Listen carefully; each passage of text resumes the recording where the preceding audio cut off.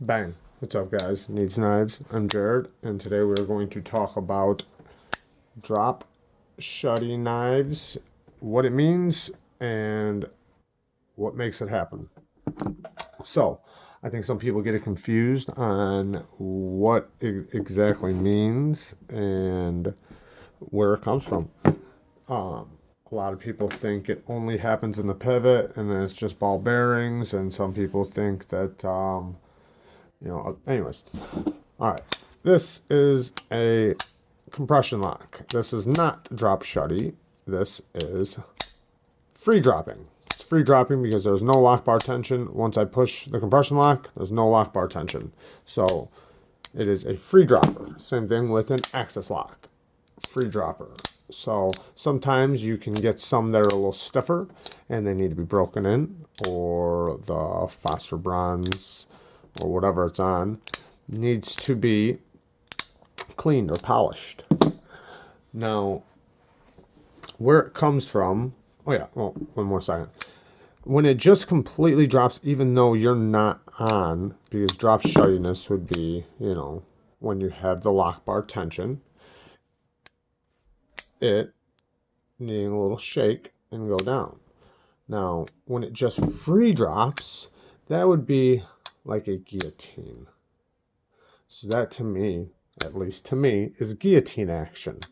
It's more like a guillotine.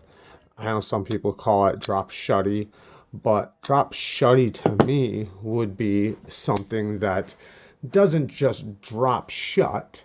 It needs just a little bit of play, and where that comes from is from lock bar tension. Now, if you look at the lock bar, there is a ball right in front of my finger right there. You see that little ball coming out? That is the detent ball. And that rides upon the bottom of the blade when I disengage the lock. And now it's putting pressure on the bottom of the blade. And depending on the pivot and the weight of the blade and a couple other factors, depends on how easily it drops. The lighter the lock bar tension, the more free it will drop.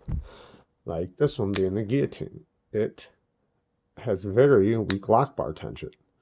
I'm not saying that it doesn't have very good lockup, because it does. It has extremely good lockup. But if you look at the detent ball right here, I can just shake right past it without a problem. Even with the lock bar tension on there, and it's on the detent ball right now. I can just shake right past it. This is the FH12. This is the FH11. They're both supposed to be like the same knife. Just one's a frame lock with a stainless steel frame. The other one's G10 with a liner lock. This one's very drop shutty. Not quite a guillotine, but it's drop shutty. It has weak lock bar tension and ball bearing pivot.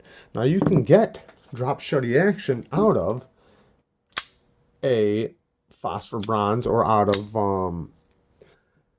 Teflon washers, washers. You can get it out of washers just as good. Actually, the best action I ever felt in a knife was a knife that had phosphor bronze washers on both sides and then Teflon washers on both sides. So it had 2 washers per side. That thing was super smooth. I can't even explain how smooth that thing was or what it felt like. I felt like it was on wet glass. Now this knife has strong lock bar tension. Very easy to disengage because of the way it was milled out. There's no sharp corners, perfect spot for my thumb to push. So it's very easy to disengage, and it has a ball bearing pivot, but it is not drop shutty. I have to fight to let it free drop. Now I can easily push it.